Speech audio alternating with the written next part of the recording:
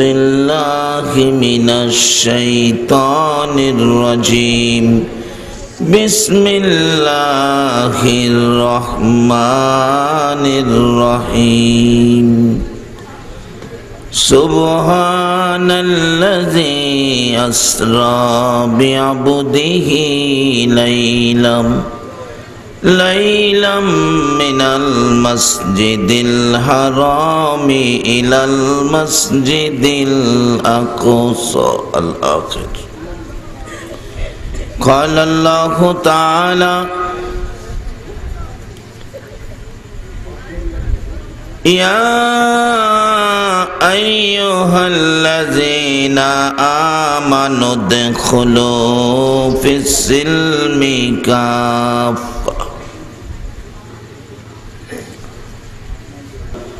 إن الله وملائكته يصلون على النبي يا أيها الذين آمنوا صلوا عليه وسلموا تسليما اللهم صل على سيدنا مولانا محمد وعلى آل سيدنا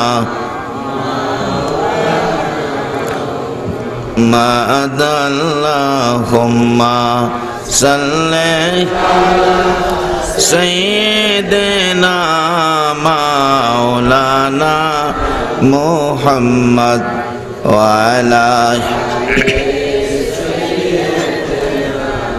মাওলানা আপন আপন করারে মন কে আছে তোর আপনা উম্মতের দরদি নবী শুয়ে আছেন মদিনা আল্লাহুম্মা সাল্লি সাইয়্যিদিনা মাওলানা মুহাম্মদ ওয়া আলা আলি সাইয়্যিদিনা সম্মানিত আজকের এই বামন্ডা জমদ্দার বাড়ি প্রাঙ্গণে আতাই রসুল খাজা মঈনুদ্দিন চিশতি রহমতুল্লাহ আলাইহির স্মরণে ও তার একান্ত ভক্ত কিয়ামুদ্দিন আউলিয়া রহমতুল্লাহ আলাইহির 11তম বাৎসরিক পবিত্র উরুস মুবারক উপলক্ষে পবিত্র মিলাদুন নবী সাল্লাল্লাহু আলাইহি সাল্লাম ও মেরাজুন নবী সাল্লাল্লাহু আলাইহি সাল্লাম উপলক্ষে আজকের ওয়াজ ও দোয়ার মাহফিলের মাননীয় সভাপতি জনাব শামসুল আলম ভুইয়া, মেম্বার 2 নং ওয়ার্ড, উপস্থিত আছেন বাবার বয়সের মুরব্বিয়ানে আযম, দিনদার ইমানদার যুবক ভাইয়েরা, পর্দার আড়ালের মা ও বোনেরা, সকলের প্রতি আমার সালাম। আসসালামু আলাইকুম ওয়া রাহমাতুল্লাহ। বাবা মুরব্বীরা, আপনারা ছোটকালে গান শুনতেন, গান শুনলে চোখের পানি জর্জর করে ছাড়ছে। আব্দুল আলিম গাইতো আর মুরব্বী বাবারা শুনতো আর কানতো। সেই গানটা কি? পরের জায়গা পরের জমিন ঘর বানায়া আমি রই, আমি তো সেই। কি গান ছিল ওখানে, গানগুলি গেল কই? আমি তো মনে করি ওখানের ওয়াজের চাইতে হে গানই ভালো আছেন। গান শুনলে চোখের পানি আইছে, অন্ত ওয়াজ শুনলেও চোখের পানি আইয়ে না। আরোহণের দিনের গান গায়, পিচ্চি ফোলা গান গায়, তোমায় দেখলে মনে হয় 1000 বছর তোমার সাথে ছিল পরিচয়। 10 বছরের ফোলা গান গায়, 1000 বছর বলে হের কোন বাপের লগে পরিচয়? এগুলি গান হইলো না বিপদ হইলো? কি বলেন আপনারা? কি গান ছিল সমাজে? মুরব্বীরা চোখের পানি ছাড়ছে। গানটা কি? আব্দুল আলিম গাইছে, পরের জায়গা পরের জমিন ঘর বানায়া আমি রই, আমি তো সেই আমি ঘর বানাই, আমি বলে মালিক না। লন্তদিহি গানটা সত্য কিনা একটু বাস্তবে নেই। আল্লাহ না করুক আজকের প্যান্ডেলে স্টেজে সমন্বয়ে যদি আমাদের কোনো একজন ব্যক্তির মৃত্যু হয়ে যায়, লাশটা কি সারা রাত এখানেই থাকবো? বাড়িত নিবে না? আচ্ছা, বাড়িত নিয়া পছন্দ করে যে রুমটা বানাইছিলেন টাইলস কইরা, বক্স খাট, বিদেশি চাদর, 2টা বালিশ না হইলে আপনার ঘুম হইতো না। আপনার টাইলস করা বক্স খাটে 2 বালিশে মাথা, 2 বালিশ মাথায় দিয়া এই মরা লাশটা শুইবার লাগিয়া দিব? আপনার ঘর আপনারাই নিবে না, শুইবার জন্য দিবে না। তাহলে আব্দুল আলিমের গানটাই রাইট।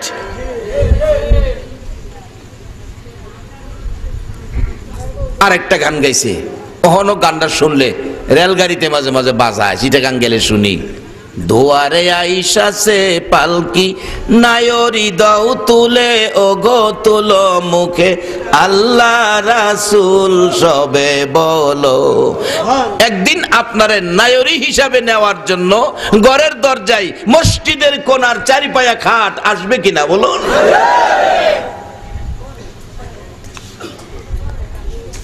রাসালাত এবং বেলায়াতের পক্ষে থাকতে আপনারা রাজি আছেন? তাহলে অল্প সময়ে আমি বেশি কথা বলার চেষ্টা করব, কারণ যেহেতু রাত্র শেষ দিকে চলে গেছে, কত আর বসে থাকবেন যাদেরকে আল্লাহ কবুল করছেন। আমি অল্প সময়ে বেশি কথা বলবো, আপনারা কথার দিকে খেয়াল। এই বলছিলাম আমরা রাসালাত আর বেলায়াত দিয়ে ওই পৃথিবীর মালিকটার সাথে সম্পর্ক করব।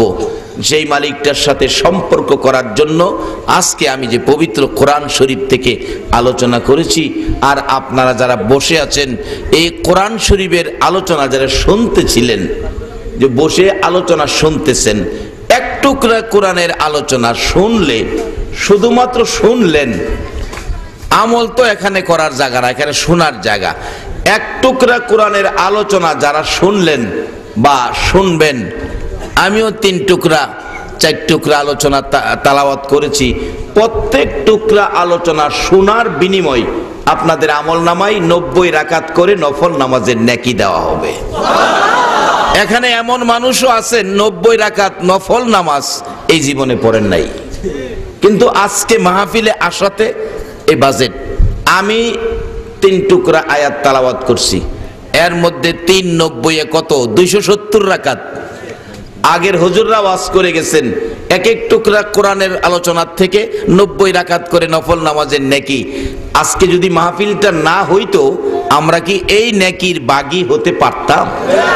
বাবারে, একটা নেকের যে কত মূল্য হবে, যেদিন আদাত উপরে সূর্য আসবে, মাথার মগজ গলে নাকে মুখে কানে দা বাহির হবে, ওই দিন বুঝবেন একটা নেকির মূল্য যে কত। মিচামিচি কাটাইলাম জিন্দিগি, বলুন মিছামিচি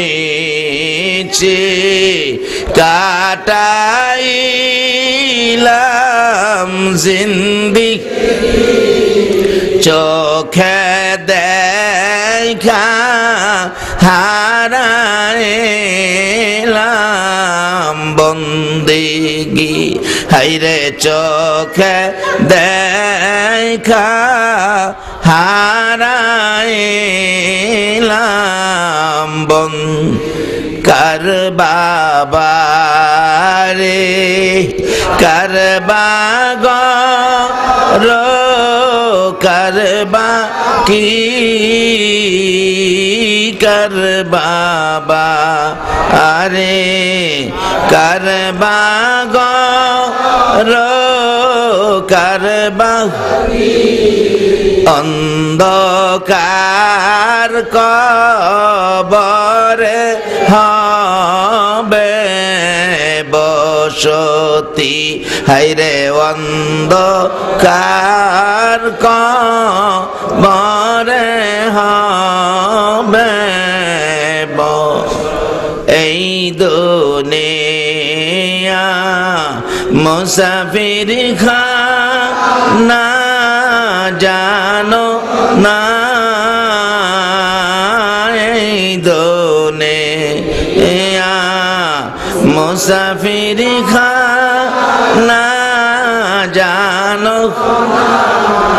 কত মানুষ আইল গেল রইল না, হায়রে কত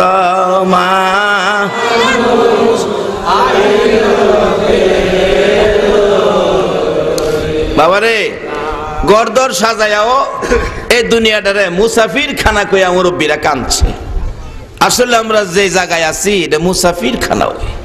একদিন আমার হাতের বানানো ঘর থাকবে, আমার জোড়ানো সম্পদ থাকবে, শুধু আমিই চলে যেতে হবে, 10টা পয়সা সাথে নেওয়ার কোনো ক্ষমতা নাই। সেদিন আসার আগে আজকে কোরআনের পক্ষে কারা বসেছেন, যে কোরআনের পক্ষে একটু আলোচনা শুনলে 90 রাকাত করে নফল নামাজের নেকি। শুধু এটা শেষ না তো, আজকে মাইকের আওয়াজ যত দূর যাইতেছে তত দূর পর্যন্ত আজকে কবরের আযাব বন্ধ করে দেওয়া হয়েছে। তাহলে কবরবাসীরাও আজকের মাহফিলে শান্তি পেয়েছেন, তাইলে আমরা পাইলাম 90 রাকাত করে নফল নামাজের নেকি, কবরবাসীরা পাইল মাফ। তো যে আয়োজনে আমরাও নেকি পাইলাম, কবরবাসীরাও মাফ পাইল। এই আয়োজনটা যারা করছে কাজটা কি ভালো করলো না খারাপ করলো? সত্য কথাটা গোপন করবেন না, সকলে বলবেন কাজটা কি ভালো করলো না খারাপ করলো? তাইলে আজকের কমিটি যেই কাজটা করেছে ভালো করেছে, আপনারা সাক্ষী দিলেন। আমার মন কয় এত মানুষের সাক্ষীর উপর হাসরের ময়দানে আজকের মাহফিলের আয়োজনকারী যারা, কমিটির সদস্য যারা, হাসরে আপনাদের সাক্ষীর উপর তাদেরকে আল্লাহ মাফ করে দেবেন। প্রশ্ন আসবে, হুজুর আমাদের সাক্ষীর উপর কমিটি তো মাপ পাওয়া যাইব, ভালো কাজ করেছে। কারণ ভালো কাজের পক্ষেই আল্লাহ, ভালো কাজের পক্ষেই রাসূল, ভালো কাজের পক্ষেই কোরআন, ভালো কাজের পক্ষেই হাদিস। হুজুর আমরা যে সারা রাত কষ্ট করলাম আমরা কি পাইলাম?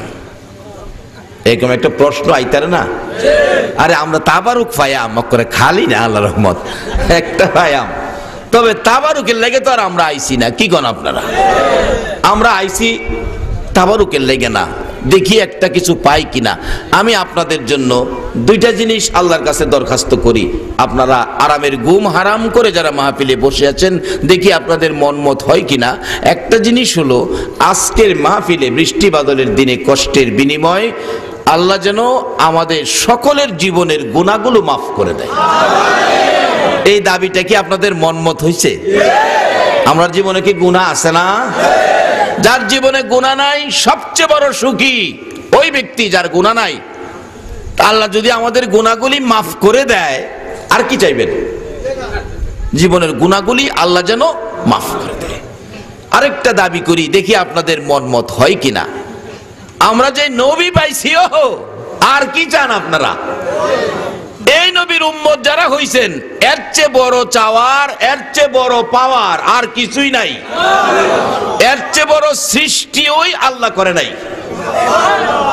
কত বড় নবী, আল্লাহু আকবার। আপনার নবী কত বড় কেউ কইতে পারবেন? অনেক জায়গায় কই হুজুর আপনার নবী তো অনেক বড়, আমরা নবী বলে অনেক বড়। তা আমি জিগাই অনেক কত বড়, আর কথা কয় না। অনেক সময় তো বড় গাছ দেখলেও মানুষ কয় গাছটা অনেক বড়, তা আমরা নবী কি একটা গাছের সমান বড়? আল্লাহু আকবার, আল্লাহু আকবার। আল্লাহ বলছে আমরা নবী যে কত বড়। আল্লাহ বলছে বন্ধু তুমি যে কত বড় নবী, কোন মাখলুক এটার মাপ দিতে পারবে না। আমি আল্লাহ নিজেই জানি তুমি যে কত বড়। বিদায় কোরআন শরীফে ঘোষণা দিলাম, আল্লাহ বলতেছেন শোনো বন্ধু তুমি কত বড়। আমি আল্লাহ যত জায়গায় রাব্বুল আলামিন, তুমি নবী হইলা তত জায়গায় রাহমাতাল লিল। এত বড় নবীর উম্মত যদি আমরারে করে থাকে, আর কি চান আপনারা? আর কি চান? যেই নবীর উম্মতের শান ও মান, ইজ্জত, সম্মানের ঘোষণা কোরআন শরীফে, কুনতুম খায়রা উম্মাতিন উখরিজাত লিন-নাস। কোন নবীর উম্মতের ঘোষণা আসমানি কিতাবে নাই, শুধু আপনাদের কথা। নবীজির শান ও মান কত, বাস্তবে আসেন না। আপনারা কি ঘুমায় দিচ্ছেন? আমি কি কথাগুলো বুঝাইতে পারতেছি? আচ্ছা, কত শান আমাদের নবীর, যে নবীর উম্মত হয়ে বইরিছেন। নবী দুনিয়ার জমিনে থাইকা আঙ্গুলটা যদি ইশারা করত, আকাশের চাঁদ 2 টুকরা। আচ্ছা, পৃথিবীতে এমন কোন মায়ের সন্তান জন্ম হয়েছে আকাশের চাঁদ 2 টুকরা করব? শুধু আকাশের চাঁদ না তো, ডুবন্ত সূর্য, সূর্য ডুবে গেছে, ডুবন্ত সূর্যকে যদি আমার নবী হাতে ইশারা করে ডাক দিত, ডুবন্ত সূর্য আবার উদিত হইত। আচ্ছা, সূর্য ডুবে গেলে ডাইকা উড়াইব জাতিসংঘের মহাসচিব পারবো? বুঝে হের বাপ, হ্যাঁ।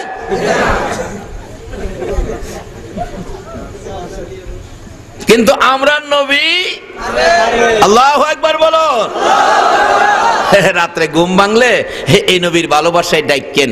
জীবনে তো বহুত গান গাইছেন, একটা গান শিখায় যায়, এই গানটা গায়েন। রাত্রে ঘুম ভাঙলে সব ঘুমাই রইছে, ঘুমে তুইটা বইয়া ডাকবেন, ইয়া মুহাম্মদ পিয়ারা নবী এসো নিরালা, ইয়া মুহাম্মদ পিয়ারা নবী এসো নিরালা, তোমার দিদার মনের গচিবে জ্বালা, তোমার দিদার মনের গচিবে জ্বালা, হায়রে তোমার দিদার মনের গচিবে জ্বালা, ইয়া মুহাম্মদ পিয়ারা নবী এসো নিরালা, ইয়া মুহাম্মদ পিয়ারা নবী এসো নিরালা। রাত্রে ঘুম ভাঙলে এই গানটা গাইতে পারবেন? কেন গাইবেন না? আমার নবী আপনার আমার জন্য কত ব্যথাই ব্যথিত। আম্মা জান আয়েশা সিদ্দিকা বলেন, আমি দেখেছি আমার নবী উম্মতের জন্য কত মায়া গো, উম্মতের জন্য নবীর কত দরদ। জীবনে কোনো দিন আমার নবী রাত্র ভরে ঘুমায় না, আমার নবী রাত্র ভরে ঘুমায় না, পেট ভরে খানা খায় না, ভালো বিছানায় আমার নবী পিঠ লাগায় না, উম্মতের মায়া। আম্মা জান আয়েশা সিদ্দিকা বলেন, একদিন রাত্রের ঘটনা, আমার নবী ঘুম থেকে উঠে বসে বসে এতিমের মতো কাঁদতেছে। পাশে বসে প্রশ্ন করলাম, ইয়া রাসূলুল্লাহ, এইভাবে বসে বসে কেন কাঁদেন নবী গো? এই খেজুর পাতার চাটার মধ্যে শুয়ে ঘুমাইতে বুঝি কষ্ট হইতেছে? আমার নবী বলেন, আয়েশা রে, না না, আমি বিছানার জন্য কান্দি না। হুজুর, তাহলে বুঝেছি বাবা নাই, জীবনে কোনোদিন বাবার মুখ দেখেন নাই, বাবার কথা মনে হয়েছে, বাবার ব্যথায় নির্জনে নিরিবিলি বসে বসে কাঁদতেছেন। আমার নবী বলেন, আয়েশা রে, না না, বাবার জন্য কান্দি না। হুজুর, তাহলে বুঝেছি মায়ের কথা বুঝি মনে হয়ে গেছে, মায়ের চেহারাটা বুঝি চোখের সামনে ভেসে উঠেছে, মায়ের জন্যই বুঝি বসে বসে কাঁদতেছেন। আমার নবীর কান্না আরো বেড়ে গেছে।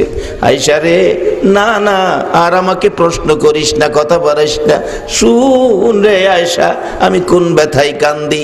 বিছানার জন্য নয়, বাবার জন্য নয়, মায়ের জন্য নয়, আমি কান্দি আয়েশা রে আমার গুনাহগার উম্মতের জন্য। এই নবীর পক্ষে থাকা, নবীর উম্মত হওয়া, নবীর কথা শোনার জন্য একটু সময় দেওয়া, বলুন আমাদের দরকার আছে কিনা? এই নবীর পক্ষে যারা মাহফিলে বসে রাত্র কাটাবেন গো, আমার মন বলে আমার নবী আপনাদের জন্য ফুলসিরাতের ঘাটে বসে থাকবে গো। আপনাদেরকে না লইয়া আমার নবী ফুলসিরাতের ফুল পার হবে না। বাবারা, সে নবীর কথা সব সময় তো পাওয়া যায় না, সুযোগ যখন পাইছি আমরা রাত্রটা দেব, রাজি আছেন তো?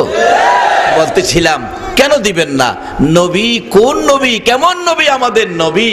আল্লাহু আকবার বলুন। আগুন চিরতরে হারাম। আজকের মাহফিলের কষ্টের বিনিময় দ্বিতীয় দাবিটা হলো, আর কিছু দেখ বা না দেখ, আল্লাহ যেন দয়াল নবীরে একদিন ঘুমের ঘরে স্বপ্নে দেখায় দেয়।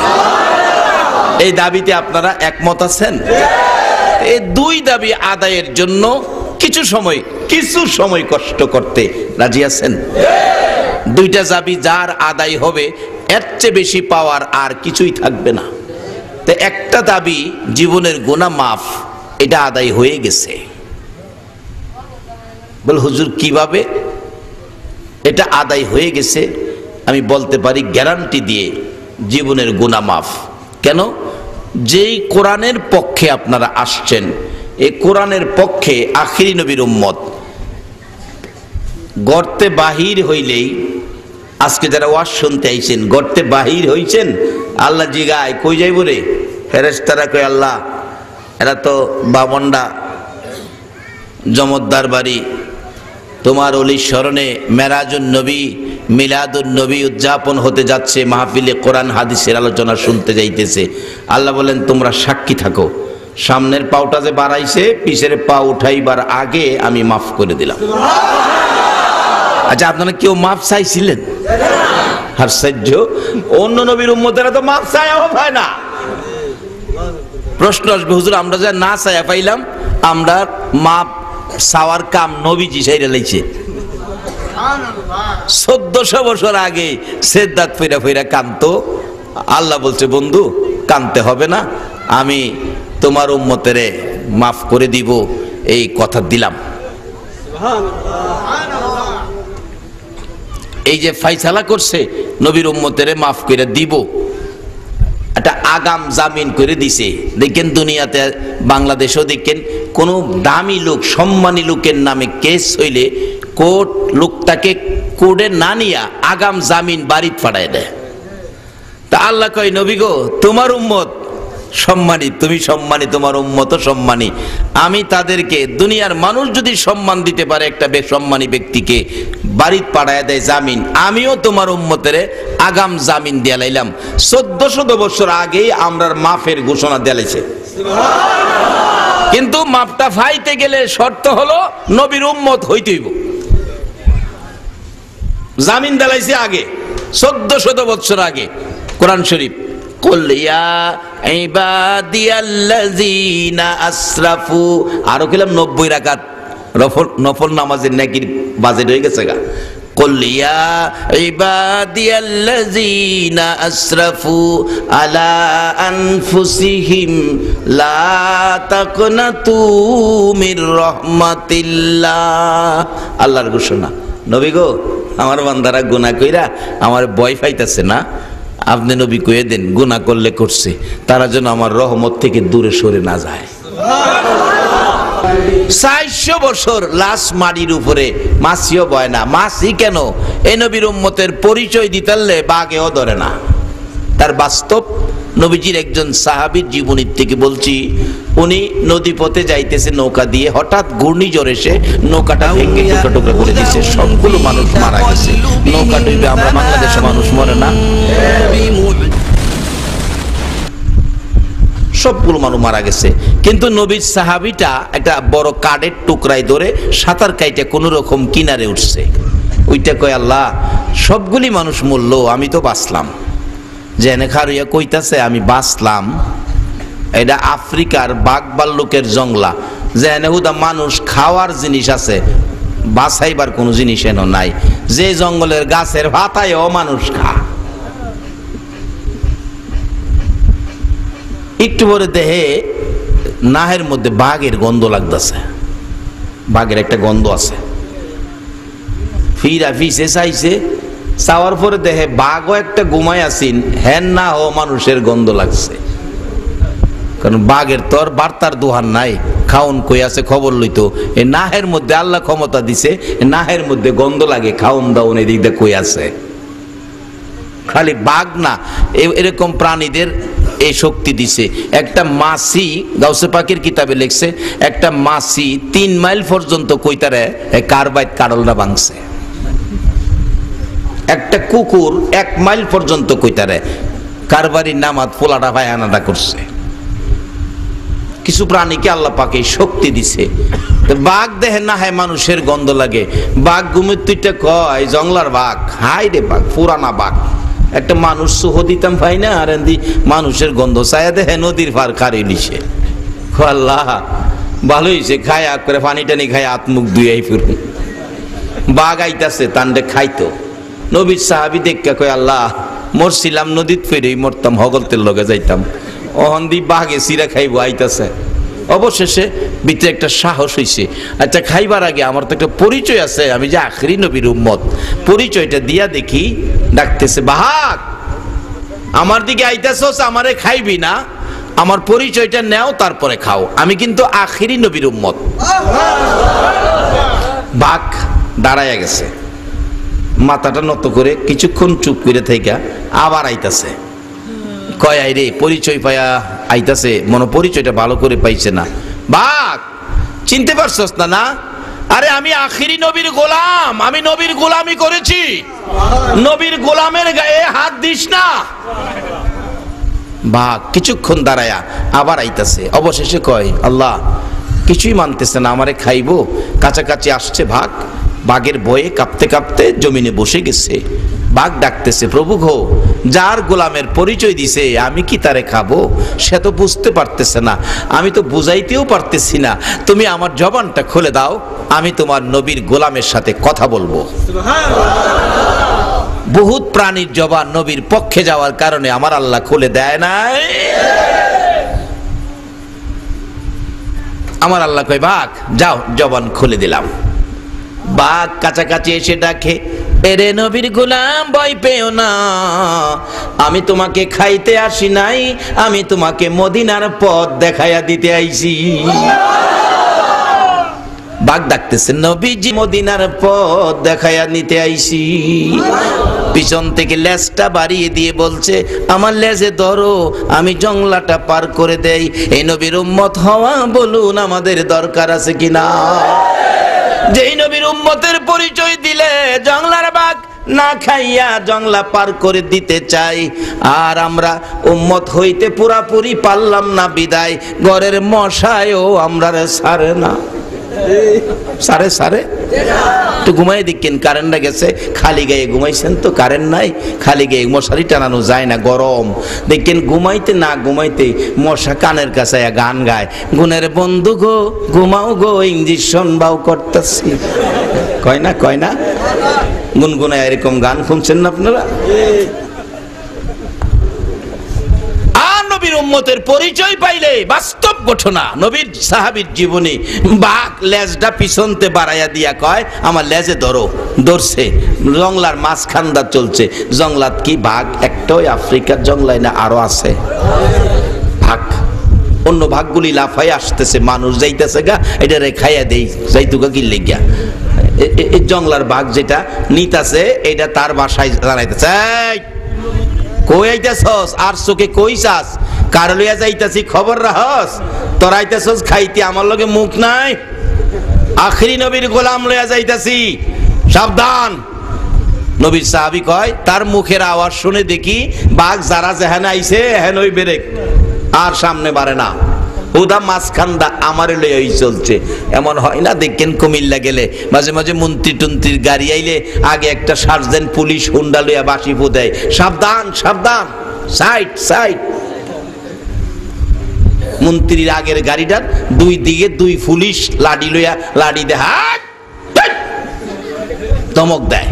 হুদা মন্ত্রীর গাড়িটাই চলছে, সব গাড়ি ব্রেক হয়ে গেছে। আল্লাহ কয় বন্ধু গো, তোমার উম্মতের গাড়ি বাঘ জংলায় চলছে, সব ব্রেক। শুধু জংলায় নয়, দুনিয়ায় নয়, হাসরের জমিন যেদিন কায়েম হবে, আদাত উপরে সূর্য, আমার আরশের ছায়া ব্যতীত কোনো ছায়া থাকবে না। ওই দিনও সর্বপ্রথম আমি আল্লাহ ঘোষণা দিব, সব আদম আলাইহিস সালাম থেকে শুরু করে ঈসা আলাইহিস সালাম পর্যন্ত সকল নবী রাসূলের উম্মতেরা দাঁড়িয়ে থাকবে।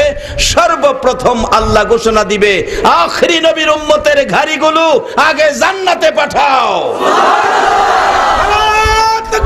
আল্লাহু আকবার। ইয়া রাসূলুল্লাহ।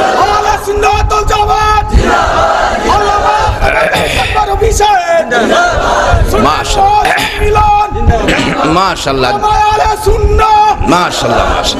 জিন্দাবাদ জিন্দাবাদ নবীর সেনা জিন্দাবাদ, বলুন জিন্দাবাদ জিন্দাবাদ নবীর সেনা জিন্দাবাদ। আমল করো নামাজ রোজা কায়েম করো সুন্নিয়াত, আমল করো নামাজ রোজা কায়েম করো সুন্নিয়াত। জিন্দাবাদ জিন্দাবাদ নবীর সেনা জিন্দাবাদ, জিন্দাবাদ জিন্দাবাদ নবীর সেনা জিন্দাবাদ। নবীজির আশিক যিনি মরে ও মরে না তিনি, নবীজির আশিক যিনি মরে ও মরে না তিনি।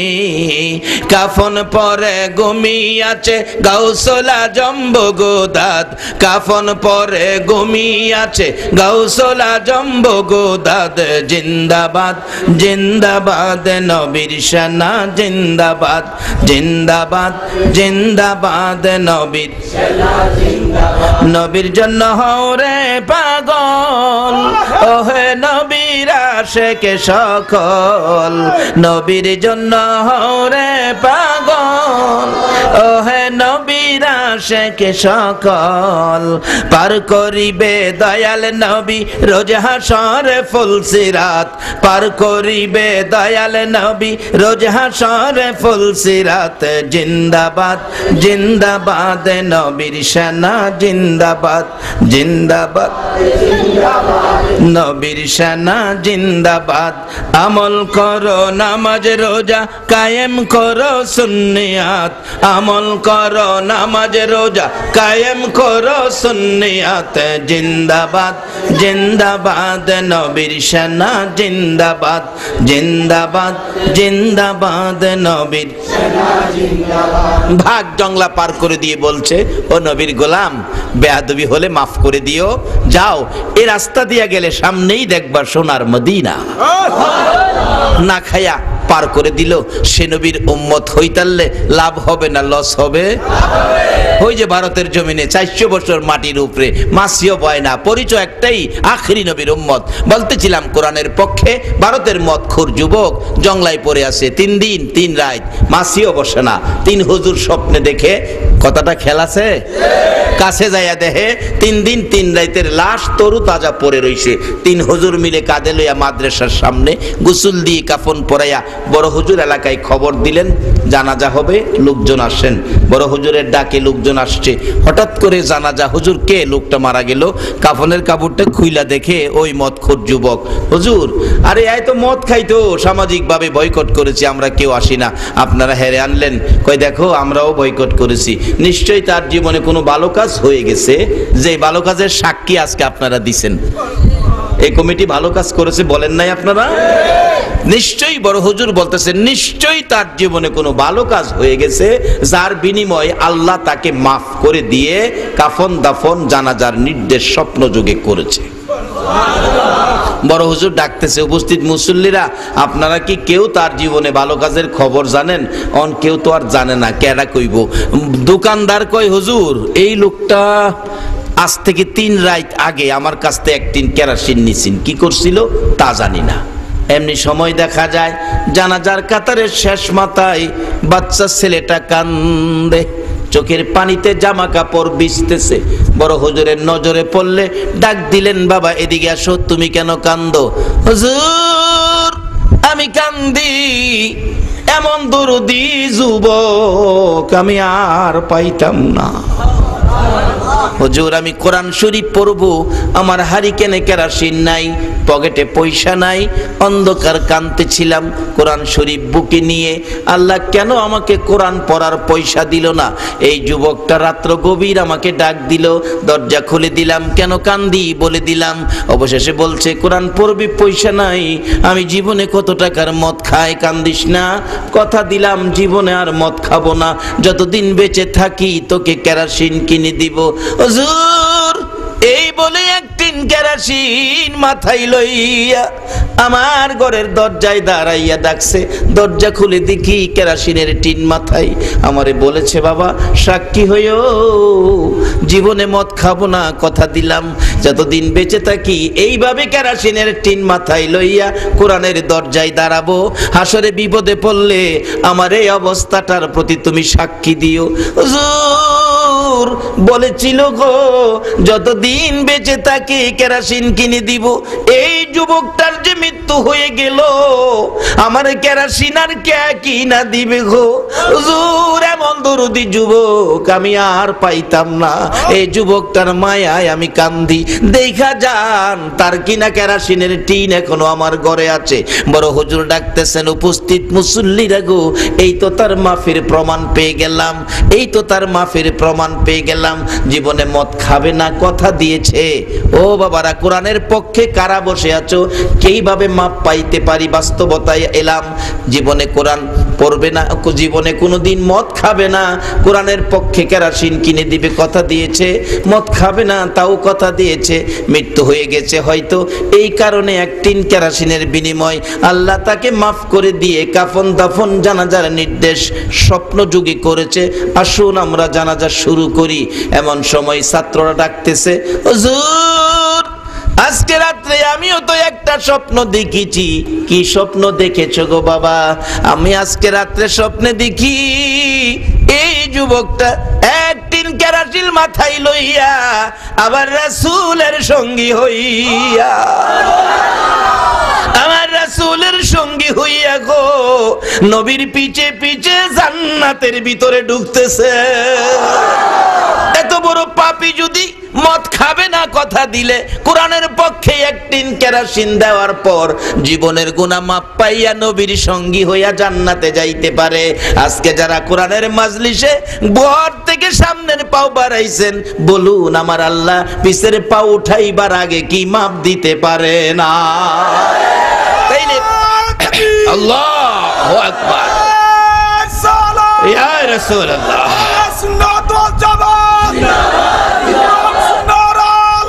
ঘরে ঘরে যা, কোরআন সুন্নাহর আলো। তাইলে আমরা প্রথম দাবিটা জীবনের গুনাহ মাপ, এটা কনফার্ম। এবার নবীকে স্বপ্নে দেখার আকাঙ্ক্ষা আমাদের, এটা কিভাবে আদায় করতে পারি অল্প একটু সময় আলোচনা করব। আপনাদের কষ্ট হইতেছে না তো? তা আসুন, নবীর স্বপ্নে কেমনে দেখবেন, কে দেখতে পারবেন, কি অবস্থায় দেখবেন? কারণ নবীকে যদি কেউ স্বপ্নে দেখেন 100% নিশ্চিত নবীকেই দেখছেন। কারণ নবীর সুরত শয়তানে ধরার অনুমতি নাই। এই নবীকে স্বপ্নে দেখার আশায় কিছু সময় কষ্ট করতে আপনারা কি রাজি আছেন? কেন করবেন না? আপনারা আমার নবী, আপনারা আমার জন্য কোনোদিন সুখ করে নাই। কত কষ্ট কত ব্যথা আমার নবী উম্মতের জন্য। আম্মা জান আয়েশা সিদ্দিকার জীবনী খুলুন। আম্মা জান আয়েশা সিদ্দিকা বলেন, আমার নবী একদিন গোসল করে হুজরায় ঢুকলে অনুমতি চাইলাম নবীর চেহারা মুবারকে তোল মালিশ করব। অনুমতি পাইয়া কাছে যাইয়া বসে দেখি গো এত সুন্দর চেহারা, মাঝে মাঝে কালো কালো দাগ, চামড়ার ভিতরে গর্ত হইয়াছে। আম্মা জান প্রশ্ন করলেন, ইয়া রাসূলুল্লাহ ছোটকালে কি কোথাও কোনো ব্যথা পেয়েছিলেন? কেন রে আয়েশা? এই যে দাগগুলো গর্ত হয়ে আছে, ছোটকালের দাগ বড় হইলে মুছে যায় না। আমার নবী মুখ মুবারক ফিরাইয়া কান্দে, রে আয়েশা এটা ছোটকালের ব্যথার দাগ নয়, এ দাগগুলো হলো রে তাইবের জমিনের যুবকদের পাথরের আঘাতের দাগ। রে বাবা যুবকেরা আসো গো, ঘর ছাইরা আসো। তোমার আমার জন্য আমার নবী কত কষ্ট করেছে একটু খবর নাও। নবীর সুপারিশ ব্যতীত নামাজ পড়েও জান্নাতে যাওয়া যাবে না।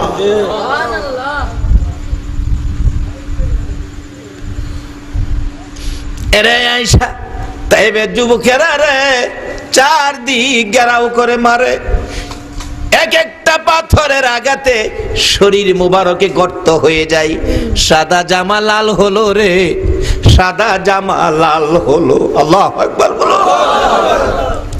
যায়েদ ইবনে হারেসা বলেন, আমি নবীর দিকে তাকাইলে আমার কলিজা মানে না। নবীর সাদা জামা লাল হলো তাইবের যুবকদের পাথরের আঘাতে। বাবা যুবকেরা গো, এই নবীর ভালোবাসায় যারা বসে আছো, আমার নবী তোমাদের মায়ায় ফুলসিরাতে বসে থাকবে। আয়েশা সাদা জামা লাল হলো, একবার বেহুশ করে ফেললো, উঠতে পারি না, আমার টাইনা টাইনা উঠাইলো। দুইবার বেহুশ হলাম, উঠতে পারি না, টাইনা উঠাইছে।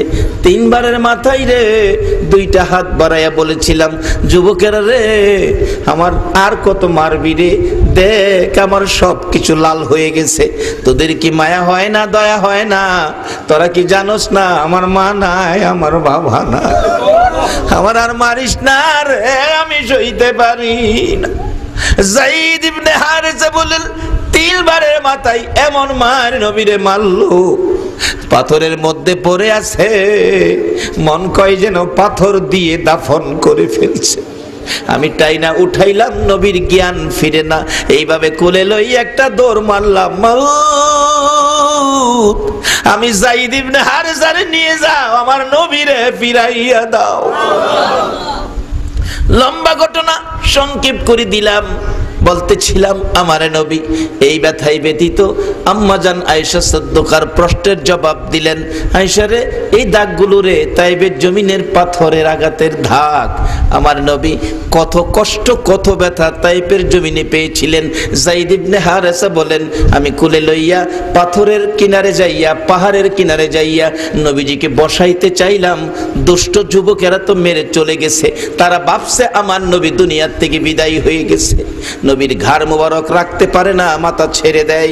কোলে লইয়া পাহাড়ের কিনারে পাথরে নবীকে বসাইতে চাইলে তাকাইয়া দেখি ক্ষত বিক্ষত নবী বসলে পাথরে শক্ত কষ্ট হতে পারে, বিদায় পাথর তোলার মতো নরম বিছানা হয়ে গেছে। পাথরের মধ্যে নরম বিছানায় বসাইয়া পিছে বসে নবীজিকে কাঁধের উপর মাথাটা রেখে কিছুক্ষণ পর জিবরাইল এসে ডাক দিলেন, ইয়া রাসূলুল্লাহ, অনুমতি দেন, কে আপনাকে মারছে? আমরা ফেরেশতারা শাস্তি দিব, বিচার করে দিব। আমার নবী জিবরাইলের দিকে তাকাইয়া মায়ার সুরে ডাকে, জিবরাইল না, শাস্তি দেওয়ার আগে, বিচার করার আগে আমার একটা কথা শুনো রে জিবরাইল। এই যে দেখো আমার সাদা জামা লাল হয়ে গেছে রে, এই রক্ত মাখা জামাটুকুন আমি আল্লাহর আরশে জমা রাখবো রে। আমি আজকের মাইরের বিচার চাই না, আমার সাদা জামা লাল হয়েছে, রক্ত মাখা লাল জামার বিনিময় আল্লাহ যেন আমার গুনাহগার উম্মতের মাফ করে দেয়। এই দয়ার নবী মায়ার নবীকে প্রশ্ন করেছিলেন। আম্মাজান আয়েশা সিদ্দিকা বলেন, দাগগুলো কিসের? নবীজি বলেছেন, আয়েশা রে, দাগগুলো তাইবের জমিনের পাথরের আঘাতের দাগ।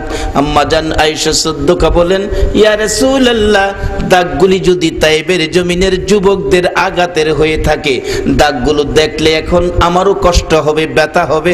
হুজুর, আমি জানি আপনার দোয়া আমার আল্লাহ কবুল করেন, একটুখানি দোয়া করুন, দাগগুলো যেন পরিষ্কার হয়ে যায়।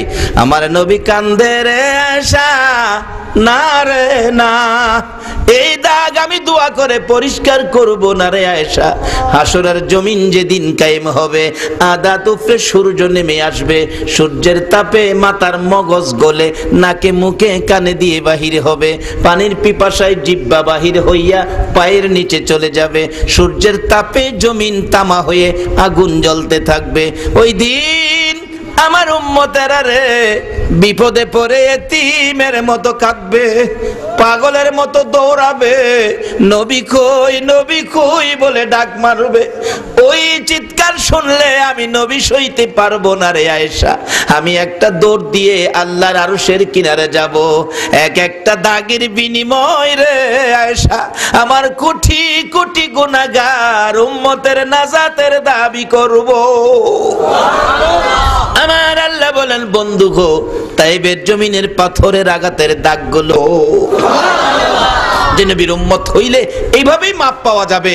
এই নবীর উম্মত হওয়া, নবীকে চিনা, বলুন আমাদের দরকার আছে কিনা? বাবার আসুন, নবী আমাদের জন্য বহু কিছু করেছে, আমরা কি করছি নবীর জন্য? শুধু নবীর আলোচনা শুনতেছি। এখন আল্লাহকে পাইতে গেলে নবীকে চিনতে হবে, নবীর দেখানো রাস্তায় আমাদের চলতে হবে। তাই আসুন কিভাবে চলবেন, আমি পবিত্র কোরআন শরীফ থেকে, হাদিস শরীফ থেকে যা তেলাওয়াত করেছি আমি অল্প সময় আলোচনা করব। পবিত্র কোরআন শরীফ থেকে সর্বপ্রথম আমার তেলাওয়াত ছিল সুবহানাল্লাযী আসরা বিআবদিহি লাইলাম মিনাল মাসজিদিল হারামি ইলাল মাসজিদিল আকসা আল আখির। অনেক লম্বা আলোচনা। আমাদের নবীকে এই রজব চাঁদে আল্লাহ দাওয়াত করে মসজিদে হারাম থেকে মসজিদে আকসা, বাইতুল মুকাদ্দাস, জেরুজালেমে, যেটা মাসের পর মাস সময় লাগে হাইটা যাইতে, কিছুক্ষণে বুরাকে সোয়ার করাইয়া মেরাজের রাত্রে আমাদের নবীকে নিয়ে গেছে। যাইয়া দেখে এখানে লক্ষ লক্ষ নবী রাসূল, অসংখ্য অগণিত ফেরেশতারা, এমনকি কিছু ওলি আল্লাহ রুহানি ভাবে, ওলি আল্লাহগণ রুহানি ভাবে ওই মজলিসে, অনুষ্ঠানে হাজির হয়েছে। আল্লাহ পাক সবাইকে উপস্থিত করে বলছে, আমার বন্ধু বেড়াইতে যাবে আমার বাড়িতে, তোমরা তাকে আনুষ্ঠানিকভাবে বিদায় দাও। কোন কোন ব্যক্তিকে আনুষ্ঠানিকভাবে বিদায় দেয় না। দেখবেন হজে গেলে একবারে, আমরা শুরু সময় দেখছি হজ যাত্রী হজে যাবে, নিশান লইয়া মিছিল করতে করতে গেছি, হজ যাত্রী জিন্দাবাদ, হজ যাত্রী জিন্দাবাদ। ওহানা বাড়িটা নাই, হজ করতে কে গেছে কে না গেছে, হজ কে আয়া করছে খবরও হওয়া যায় না। হজ যাত্রী জিন্দাবাদ। আমার আল্লাহ কয়, আমার নবী মেরাজের সফরে যাচ্ছে, সকল নবী রাসূল তোমরা সকলে মিলে আনুষ্ঠানিকভাবে আমার নবীকে বিদায় দাও। লম্বা ঘটনা। নবীজি 2 রাকাত নামাজের ইমামতি করে ইমামুল মুরসালিন লকব নিয়ে, সার্টিফিকেট নিয়ে, সকল নবীদের ইমাম, সকল নবীদের সর্দার, এই সার্টিফিকেট নিয়ে রওনা হলেন। যাইতে যাইতে যাইতে যাইতে প্রথম আসমানে আদম আলাইহিস সালামের সাথে দেখা, এভাবে প্রত্যেক আকাশে কিছু না কিছু নবী রাসূলের সাথে দেখা, যাইতে যাইতে সপ্ত আকাশে হযরত ইব্রাহিম আলাইহিস সালামের সাথে দেখা, গেলেন সিদরাতুল মুনতাহায়, গেলেন আরশে, আরশ থেকে কাবা কাউসাইন, 27 বৎসর বন্ধুর সাথে বন্ধু আলোচনা। নবীজি বারবার একটা দুঃখ তুলে ধরতেন, প্রভু গো আমার উম্মতের কি করবেন? আমার আল্লাহ বলেছে, বন্ধু তোমার উম্মতের একটা ফায়সালা আছে, সেটার জন্যই তোমার এখানে নিয়ে আসছি। আমার কুদরতি ডাইন দিকে তাকাও, নবীজি তাকাইলেন, কি দেখো? বিরাট বড় একটা পাহাড়। বাম দিকে তাকাও, তাকাইলেন, কি দেখো? ছোট্ট একটা পাহাড়। আল্লাহ বলেন, বন্ধু কেন এত উম্মতের ব্যথায় এত ব্যথিত তুমি? এই ডান দিকে বড় পাহাড়টা দেখছো? এটা হলো আমি আল্লাহর দয়ার পাহাড়। আর বাম দিকে ছোট পাহাড়টা দেখছো? দেখছি। এটা হলো তোমার উম্মতের গুনার পাহাড়। বন্ধু বলো তো, আমার দয়া বেশি না তোমার উম্মতের গুনাহ বেশি? নবীজি হাসে, ইয়ার প্রভু গো আপনার দয়াই তো বেশি। আমার আল্লাহকে, বন্ধু আর কাইদো না, আমার দয়া যখন বেশি, তোমার উম্মতের গুনাহ আমার দয়া দ্বারা আমি মাফ করে দেব। শর্ত হলো নবীর উম্মত হতে হবে, উম্মত না হইলে হবে না। নবীর উম্মত হবেন কি দিয়ে? এই মেরাজের সফর করে নবী উম্মতের পরিচয়ের একটা সদাই নিয়ে আসছে। সদাইটা কি? নবী দুনিয়ায় এসে বলেছে, আসসালাতু মেরাজুল মুমিনিন। উম্মতেরা রে, এই একটা সদাই তোমাদের জন্য আনলাম। সেটা কি? নামাজ হলো মুমিনের মেরাজ, নামাজ হলো মুমিনের। হ্যাঁ, যদি এই নবীর উম্মতের পরিচয় রাখতে চান, তাহলে নামাজ আপনাদের কাছে থাকতেই হবে। শুধু এখানে ওয়াজ করলে যাইবোগা সারা রাত। সংক্ষেপ করলাম মেরাজের ঘটনা। বলতেছিলাম, মারে কষ্ট দিয়েন না। নবী কি শিক্ষা দিয়ে গেছে দেখেন। নবী কি বলছে? চাচা অনুমতি দেন, চাচার অনুমতি নাই। আর আমরা দেশের ফুলাফান বাফের জিগায় না, আরো বাফের কিছু কইলে বাফের দমক মারে, তুমি কি বুঝো? হ্যাঁ বুঝ জ্বালাইছে, বাফে বুঝে না। এই রোগ আছে না আপনাদের এই দেশে? থাকলে বাজান সাইরা দেন, এটা পরিষ্কার করে লাইন। নবীর শিক্ষায় শিক্ষিত হন, যদি নবীরে ভালোবাসেন, যদি নবীর সুপারিশের আশা করেন। নবীজি কয়, চাচা অনুমতি দিলে আমি করতাম চাচা চাকরিটা। অনুমতি চাচা কয়, বাতিজা পারবা তুমি? জি চাচা, যাও অনুমতি দিলাম। এবার খাদিজার বাড়িতে রাখাল, রাহমাতাল লিল আলামিন। মা গো, খাদিজা সিন্নালাইছে গো। ও মা বোনেরা, কান পাতিয়া শোনো মা, যে ঘরে রঙের শাড়ি পরে বউ হইয়া ঢুকছো, এই ঘর থেকে একদিন সাদা কাফনটা লইয়া যাওন গা লাগবো। নবীরে চিনো, আল্লাহর ওলিদের পক্ষে যাও। এবার খাদিজা রাখাল পাইছে একটা ভালোই। সকালবেলা রাখাল উঠতে কয়, খাদিজা আপনার বেড়া বকরি দুম্বা কয়টা আছে আমারে গইন্যা বুঝাই দেন, আবার আমার চাকরির শেষে আমিও তো আপনার গইন্যা বুঝাই দিয়া যাওন লাগবো। হিসাব কিতাব বুঝা লইতেন না, দোহানে যদি কর্মচারী দিন হেরে কয়টা মাল আছে বুঝাই দিতেন না, কয় বস্তা বাদাম আছে, কয় বস্তা ধান আছে, কয় বস্তা চাইল আছে, আবার হ্যাঁ চাকরির শেষে বেচা কিনা শেষে কত ব্যস্ত আছে, কত কিনতেছে, হিসাব আছে না একটা। নবীজি গিয়ে হইলই ফইল্লা নম্বরে কয় আপনার কয়টা কি আছে আমারে বুঝাই দেন, আমি আপনারে বুঝামু। খাদিজা কয় কি আর সহ্য কথা, এই রাখাল তো আর জীবনে দেখি নাই, কত রাখাল আইছে, এই কথা তো কেউ কয় না। আচ্ছা আমরা নবী কি শৃঙ্খলার নবী না বিশৃঙ্খলার নবী? তাহলে আমরা যদি হেই নবীর উম্মত হই, আমরা চরিত্রে কি শৃঙ্খলা থাকবো না বিশৃঙ্খলা থাকবো? হ্যাঁ, এটা একটু বাড়িতে নিয়েন। নবীজি হইলা নাম্বারে গিয়া ওই কয় কয়টা কি আছে আমারে বুঝাই দেন। খাদিজা কয় আরে আশ্চর্য রাখাল দি, কয় তাইলে আপনি বুঝেন, গইনা বুঝেন। নবীজি হইলা ছাগলের ঘরে ঢুকছে, ছাগল চিনেন না? ছাগল আছে আপনাদের দেশ? ছাগলের ঘরে গিয়ে ঢুকে ছাগল গন্তাছে, গন্তে গন্তে গন্তে গন্তে গন্তে গন্তে হাই হাই হাই গইনা দেয় ছাগল ওই 1200। ইউ ঘুমায় গেছেন গা? কয়শ? 1200 ছাগল। ওই 4টা ছাগল কালকা সহালে বাইরিয়েন এখানটায় ঘাস খাওয়াইবার লাগিয়া আপনারা ছাগল বানাই লেব বাইরিয়ে দেখেন, একটাই দৌড়টা মাইরা 3টা ফেস দিলাইবো আপনারা, আরেকটা সামনে টানবো, আরেকটা ডাইনে টানবো, আরেকটা বামে টানবো, আরেকটা পিছে ঠ্যাং 2টা মাটির নিচে দিয়া খারইয়া, এই যে খারইছে আপনি টানতাছেন ঘাস খাওয়াইতেন নিবেন। এটা কয় আমার গলা চিরা যাইতারে, আমি সামনে যাইতাম না। এই খাচ্ছ ছাগলের আছে কিনা এখন? এই জাতের ছাগল পাইছে 1200। এই অনুযায়ী দুম্বা আছে, বেড়া আছে, উড আছে, গইন্যা সব বুঝা লইছে। এবার ডাকতেছে খাদিজা সব বুঝা পাইছি, এবার গলাদা সব ছাইরা দিতেছে। নবীজি খাওয়াইতো নিব তো মরুভূমিতে, সব ছাইরা দিতেছে। খাদিজা ক রাখাল সব ছাইরেন না, সালে বাঘটা গাছে বাঘে খাইবো, হারাইয়া যাইবো, এতগুলি একসাথে আপনি কন্ট্রোল করতে পারবেন না। আমরা নবী বলে কন্ট্রোল করতে পারতো না। আল্লাহ কয় আমার নবী হইল সারা জাহানের জন্য রহমত, কিন্তু ছাইরা দিলে কি হইব? ছাগল বেড়া দুম্বা উঠ যা ছাড়ে গর্তে বাইরিয়া একটাও দৌড় দেয় না, যাইয়া সামনে গিয়া খালি আমার নবীর দিকে চাইতে হয়,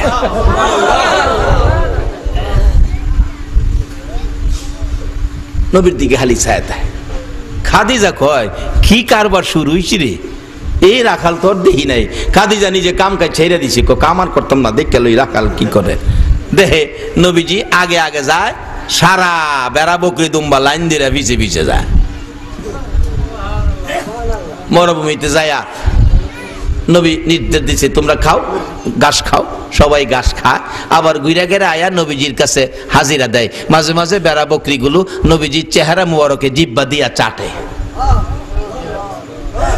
খাদিজা নিচ থেকে দেখে না, বাড়ির একতলা বিল্ডিং এর ছাদের উপরে উঠছে, ওইটা দেখে মেঘের টুকরা ছায়া দিয়ে রাখছে।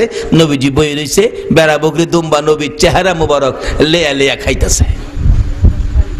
বাড়িতে আইছে, আয়ডা হে ম্যাডাম আমাদের কয়টা আসিন গইনা লন? ম্যাডাম গইনা দেখে ছাগল ঠিক আছে 1200, একটাও বাঘে খাইছে না, হারাইছে না। জিগাই রাখাল আজকে কি মরুভূমিতে বাঘ আসে নাই?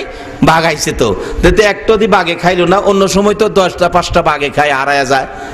নবীজি কয় ম্যাডাম চিন্তা করেন না, আমার রাখালিয়াতের আওতায় যত বেড়া বকরি আছে এতানের গায়ে বাঘে হাত দেওয়ার সাহস নাই।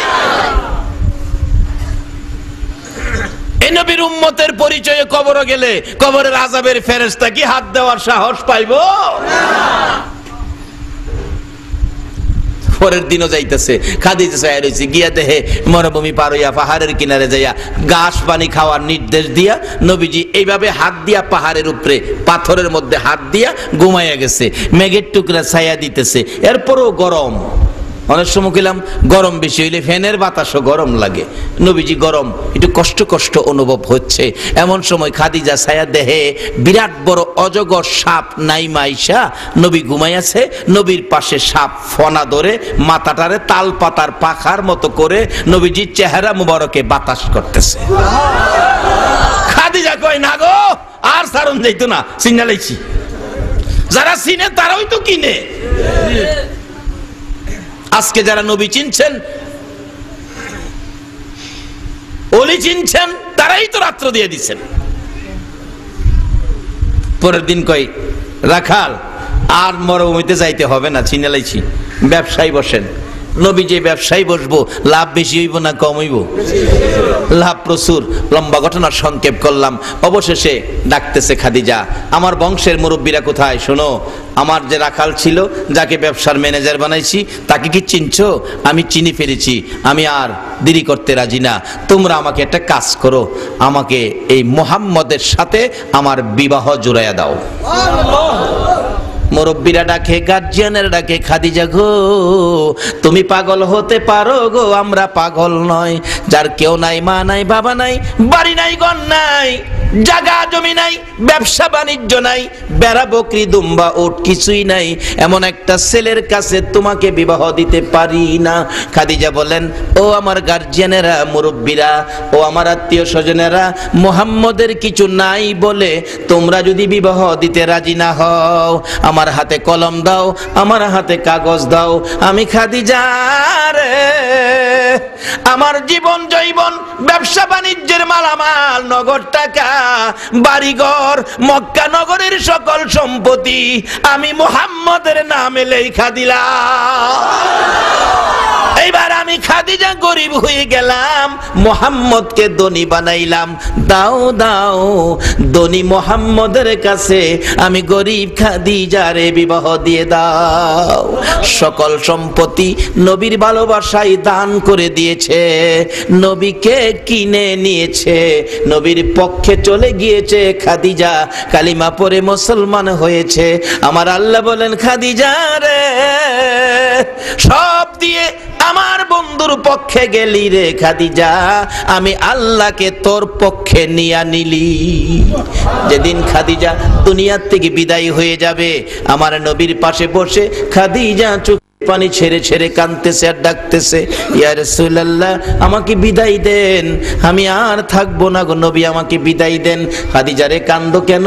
হুজুর, আমি কান্দি, আপনাকে সাইরা যাইতে আমার মন মানে না। যে খাদিজা গো, জীবন জৈবন ধন সম্পদ টাকা পয়সা সব আপনার কদম মুবারকে দান করে দিয়েছিলাম। হুজুর, এত কিছু আপনাকে আমি দিয়েছি, আপনি আমাকে কি দিবেন? আমার নবী বলেন, খাদিজারে, এত কিছু আমারে দিয়েছো, আমি তোমারে খালি দিব না, বলো তুমি কি চাও? হুজুর, আমি তিনটা জিনিস চাবো। একটা জিনিস হলো, আমার যদি আজকে মৃত্যু হয়ে যায়, আমার বাজারের কিনা কাফন গায়ে লাগাবেন না, আপনার একটা পাঞ্জাবি মুবারক আমার গায়ে লাগাবেন। যাও, এই দাবি রাখলাম। আর একটা দাবি হলো, আমাকে যেই কবরে শুয়াবেন, আপনি নবী আগে এই কবরে শুয়ে আসবেন। যাও, খাদিজা রাখলাম। 3 নাম্বার দাবি হলো, হুজুর, মুলকিন নকির আসবে, প্রশ্ন করবে, জবাব দিতে হবে। হুজুর, মুলকিন নকিরের সওয়ালের জবাবটুকুন আপনি নবী আমার পক্ষ থেকে দিয়ে দিবেন। নবী বলেন, যাও খাদিজা, 3টা কথা রাখলাম। খাদিজা কবরে শুলেন, আমার নবীজি খাদিজার কবরের পাশে, মাতার পাশে বসে আছেন। মুলকিন নকির আসতেছে না। আমরা তো মাটি দিয়াই বলতে থাকি, কবর ছাড়ো, কবর ছাড়ো। না না, আত্মীয় স্বজন, নেককার কোন আলিয়া আওলাদ যদি থাকে গো, এই কবরের পাশে দাঁড় করাইয়া রাখবেন, কবরের পাশে দাঁড় করাইয়া রাখবেন। কেন?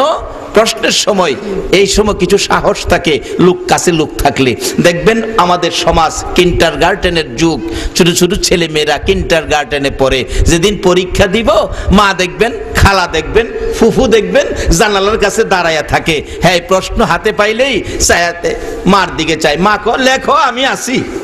বাচ্চা যেমন সাহস পাই, মা আছে।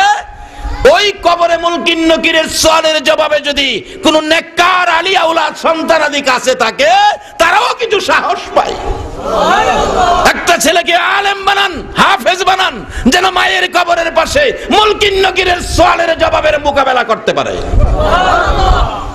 এই সময় বসে থাকবে, দুরূদ শরীফ পড়বে, আস্তাগফার পড়বে, কোরআন তেলাওয়াত করবে। মুলকিন নকির কবরে এসে ধমক দিতে পারবে না, আদবের সহিত কথা বলবে। কাজী কবর ছাইরেন না, কবরে কিছু ভালো লোক, নেককার লোক দাঁড় করায় রাখেন। নবীজি বসে আছেন খাদিজার কবরের পাশে, ঘন্টার পর ঘন্টা মুলকিন নকির আসে না। অবশেষে ডাকতেছে আমার নবী, কি ব্যাপার এতক্ষণ লাগে আসতেছে না, ঘটনা কি? আমার আল্লাহ বলেন, জিবরাইল রে যা রে যা, আমার বন্ধুর কাছে যা, বন্ধু যেন আর খাদিজার কবরে বসে না থাকে। খাদিজা যেদিন বন্ধুর ভালোবাসায় সব দান করে দিয়েছিল, আমি আল্লাহ তো খাদিজার পক্ষে গিয়েছিলাম, বন্ধুর সাথে কথা হয়েছে, মুলকিন নকিরের সওয়ালের জবাব দিবে আমার বন্ধু, বন্ধুর কাছে যা রে জিবরাইল, দেরি করিস না। এসে হাজির হয়ে গেলেন আমার নবীর পাশে জিবরাইল। ইয়া রাসূলুল্লাহ বসে আছেন কেন? ও জিবরাইল, মুলকিন নকিরের সওয়ালের জবাব দেওয়ার জন্য। হুজুর বসে থাকতে হবে না, মুলকিন নকিরের সওয়ালের জবাব আপনার দিতে হবে না। যেদিন খাদিজা জীবন জৈবন ধন সম্পদ টাকা পয়সা বাড়িঘর বেড়া বকরি দুম্বা সহ আমার নবীর ভালোবাসায় দান করে দিয়েছিল, আমার আল্লাহ সেদিন খাদিজার পক্ষে চলে গিয়েছিল। হুজুর আপনার দিতে হবে না, আমার আল্লাহ নিজেই খাদিজার মুলকিন নকিরের সওয়ালের জবাব আদায় করে দিয়েছে। যেই নবীর ভালোবাসায় খাদিজা সম্পদ দান করে দেওয়ার পর আমার আল্লাহ নিজে মুলকিন নকিরের সওয়ালের জবাব দিয়ে দিলেন। এই নবীর উম্মত হইয়া এই বরকত পাইতে বলুন আপনারা রাজি আছেন কিনা? আল্লাহুম্মা আমিন। ربنا ظلمنا أنفسنا وإن لم تغفر لنا وترحمنا لنكونن من الخاسرين رب ارحمهما كما ربياني صغيرا রব্বুল আলামিন, জানি না গো কিভাবে তোমারে ডাকবো, জানি না কিভাবে ডাকলে জীবনের গুনাহগুলো ক্ষমা পাবো। মাবুদ রে, জীবনের গুনাহ লইয়া বেবুদ শিশুর মতো দুটো করে হাত বাড়াইলাম। তুমি যার ভালোবাসায় সব বানাইছো, তোমার সেই নবীর আশেক পাগল লইয়া হাত বাড়াইলাম। তুমি যাদেরকে বন্ধু বলে ডাকো, অলি বলে ডাকো, সেই অলির দরবারে এসে খাজেগার স্মরণে আজকের মাহফিলে বসে আমরা হাত বাড়াইলাম। মাবুদ রে, আমাদের হাত খালি ফিরাইও না, আমাদেরকে ঘুরাইও না। এই মাহফিলের উসিলাই, নবীর মেরাজের উসিলাই, মিলাদুন নবীর উসিলাই, খাজা বাবার স্মরণে আজকের ওরস মাহফিলের উসিলাই আমাদের তামাম জিন্দেগীর গুনাহগুলো ক্ষমা করে দাও। মাবুদ, জীবনে কত গুনাহ করেছি, হিসাব যদি জিগাও হিসাব দিতে পারবো না, লজ্জা পাবো গো আল্লাহ। যেই নবীর ভালোবাসায় এত কিছু করেছো, সেই নবীর উম্মতের লজ্জা দিলে তোমার কি লাভ হবে রে আল্লাহ? ফিরাইও না, ঘুরাইও না, কার জীবনে কত গুনাহ হিসাব জিগাইও না। আজকের মাহফিলের উসিলাই আমাদের সকলের জীবনের গুনাহগুলো ক্ষমা করে দাও। মাবুদ, জীবনের গুনাহ ক্ষমার আসার দরখাস্তের পর আরেকটা দরখাস্ত করি, তুমি কিন্তু রাগ হইও না। আমি জানি না হাজার হাজার মানুষের মধ্যে আমরা যারা হাত বাড়াইছি, কার মনে কি দুঃখ কি ব্যথা রে আল্লাহ, কার মনে জানি ব্যথা মানাই মা, কার মনে জানি ব্যথা গো বাবা নাই গো বাবা নাই। যেই মা বাবা সন্তানের কত দরদি, সন্তান যদি কোথাও যাইতো, রাত্র যদি 10টা বাজে গেছে, বাবার মন আর ঘরে রইছে না। বাবা হারিকেনটা লইয়া সন্তানের মায়ায় হাঁটতে হাঁটতে যাইয়া বাস স্ট্যান্ড দাঁড়াইয়া থাকতো। একটা বাস যদি আইসা স্ট্যান্ডে লাগছে, বাবা চোখের পানি ছেড়ে দৌড়াইয়া দরজার কিনারে গেছে। কত মানুষ নামলো রে, আদরের সন্তান তো নামলো না। বাবা চোখের পানি ছেড়ে ছেড়ে কান্দে, মাবুদ কত মানুষ আইলো, আমার ছেলে আইলো না। কানতে কানতে বাড়ির দিকে রওনা হয়েছে। রাত্র 2টাও যদি বাজছে, সন্তান বাড়িতে না আসা পর্যন্ত মা দরদি দরজা খুইলা বিনাইয়া বিনাইয়া কান্ত। মউত এই দরদি মা বাবা হারা আজকের মাহফিলে কে জানি হাত বাড়াইছে গো আল্লাহ। মাবুদ রে, আমি নিজেও মা হারা হয়ে গেছি গো আল্লাহ। কত মানুষ মা মা কইয়া ডাকে, আজকে 8টা বছর পার হয়ে গেছে গো, একদিনও মা মা কইয়া ডাকতে পারি না। এই মায়ের অভাবী যারা হাত বাড়াইছে, বাবার অভাবী যারা হাত বাড়াইছে রে আল্লাহ, আর দেরি করো না, আজকের মাহফিলের উসিলাই ওই সকল মা বাবার কবর জান্নাতের বাগান বানাইয়া দাও। শুধু জান্নাত নয়, কবরগুলো দয়ার নবী মায়ার নবী রওজার সাথে যোগ করে দাও গো আল্লাহ। আল্লাহ গো, খাস করে মা বাবা যার দুনিয়াতে আছে হায়াত বাড়িয়ে দাও। মা বাবা কেমন জিনিস বোঝার তৌফিক ছেলে মেয়েদেরকে দান করে দাও। এ আল্লাহ, দাদা দাদি, নানা নানি, শ্বশুর শাশুড়ি, আলিয়া আওলাদ, বংশধর্মই, মুরব্বী, পাড়া প্রতিবেশী, খানদানবাসী, মহব্বতী যারা কবরে গো, সকলের কবর জান্নাতের বাগান বানিয়ে দাও। মাবুদ, আজকের মাহফিলে যারা এই পর্যন্ত কষ্ট করেছে, আমাদের মধ্যে আমি জানি না কার মনে কি আশা। খাজায়ে খাজেগার দরবারের স্মরণের মাহফিলে, তোমার ওলির দরবারের মাহফিলে, মেরাজুন নবীর মাহফিলে, ইয়া আল্লাহ মিলাদুন নবীর মাহফিলে সকলের মনের আশা পুরা করে দাও গো আল্লাহ। আমাদের মধ্যে যারা বিমারি, বিমার শেফা করে দাও। যারা অভাবী, অভাব দূর করে দাও। ইয়া আল্লাহ, যারা নামাজি, নামাজ কবুল করে নাও। যারা নামাজ পড়ে না, নামাজের বোঝ দান করে দাও। ইয়া আল্লাহ, যারা ব্যবসা করে ব্যবসায় বরকত দাও। যারা চাকরি করে পদোন্নতি দান করে দাও। যারা বিদেশ থাকে সহি সালামতে রাখো। যারা বিদেশ যাবে মনের আশা পুরা করে দাও। ইয়া আল্লাহ, মা বোনদেরকে রাবিয়া বস্তির মতো বানাইয়া দাও। আল্লাহ, আজকের মাহফিল কমিটির ভাইদেরকে তোমার কুদরতি হাতে দিয়ে গেলাম, সবাইকে তুমি হেফাজতে রাখো গো আল্লাহ। আজকের এই মাহফিল 11তম বার্ষিকী চলে যায়, এই মাহফিল তোমার কুদরতি হাতে দিয়ে গেলাম, কিয়ামত পর্যন্ত এই মাহফিল তুমি কায়েম রাখো গো আল্লাহ। এই মাহফিলে যারা আসছে আসবে, সাহায্য সহযোগিতা করেছে করবে, সকলকে তুমি কাল কিয়ামতে নবীর গোদারায় উঠাইয়া ফুলসিরাতের ফুল পার করে দিও গো আল্লাহ। ইয়া আল্লাহ, খাস করে আজকের মাহফিলের সকল আলোচক বৃন্দ, আলেম উলামা সহ প্রধান অতিথি, বিশেষ অতিথি, সম্মানিত অতিথি সহ, আজকের কমিটি সহ, আজকের উপস্থিতি সহ, আজকের মাহফিলের মাননীয় সভাপতি সহ আমাদের সকলকে নেক হায়াত বাড়াইয়া দাও। মাবুদ গো, এই মাহফিলের উসিলায় আমাদের সকলকে আর কিছু দাও বা না দাও, তোমার নবীরে একদিন ঘুমের ঘরে স্বপ্নে দেখাইয়া দাও। নবীজিকে স্বপ্নে দেখাইয়া আমাদের সকলের কলিজা ঠান্ডা করে দাও। মা বোনদেরকে রাবিয়া বস্তির মতো বানাইয়া দাও। বেশি বেশি করে নেক কাজ করার তৌফিক দাও। আল্লাহ গো, নবী চিনা, ওলি চিনার তৌফিক আমাদেরকে দান করে দাও। মাহফিল শেষে যারা যেখানে যাবে সহি সালামতে পৌঁছাইয়া দাও। মাবুদ রে, মাহফিল শেষে যারা যেখানে যাবে সহি সালামতে পৌঁছাইয়া দিও গো আল্লাহ। আল্লাহ গো, এই এলাকার সকল মসজিদ মাদ্রাসা তোমার কুদরতি হাতে দিলাম, সকল মসজিদ মাদ্রাসাকে তুমি হেফাজতে রাখো গো আল্লাহ। সকল মুসলমানকে মসজিদ মাদ্রাসার পাগল বানাইয়া দাও।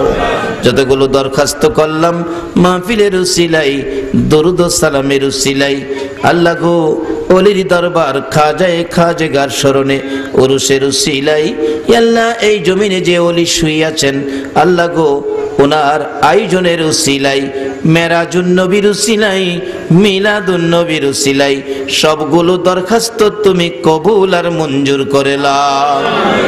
আল্লাহ, যেই ছেলেটা মাহফিলের জন্য বড় কষ্ট করেছে, বৈরবে কয়েকবার দৌড়াদৌড়ি করে গিয়েছে। আল্লাহ গো, এই মাহফিলের কষ্টের বিনিময়ে তাকে তুমি হায়াত বাড়াইয়া দাও, তার মা বাবার হায়াত বাড়াইয়া দাও। আজকের মাহফিলের সকল সদস্যদেরকে আল্লাহ যারা মাহফিলে খেদমত করেছে সকলকে তুমি নেক হায়াত বাড়াইয়া দাও। এ আল্লাহ, খাস করে যেই গ্রামে মাহফিল, এই গ্রামের জমিনের নিচে যত মুমিন মুমিনাত ঘুমিয়েছে, সারা বাংলার জমিনের নিচে যত মুমিন মুমিনাত ঘুমিয়েছে, সকলের কবর জান্নাতের বাগান বানিয়ে দাও। ইয়া আল্লাহ, এই মাহফিল তোমার কুদরতি হাতে দিয়ে গেলাম, কিয়ামত পর্যন্ত এই মাহফিল তুমি কায়েম রাখো গো আল্লাহ। যতগুলো দরখাস্ত করলাম সবগুলো তুমি কবুল আর মঞ্জুর করো গো আল্লাহ। ওয়া সাল্লাল্লাহু তাআলা আলা খায়রি খালকিহি মুহাম্মাদিন ওয়া আলা আলিহি ওয়া আসহাবিহি আজমাইন বিহাক্কি লা ইলাহা ইল্লাল্লাহু মুহাম্মাদুর রাসূলুল্লাহ।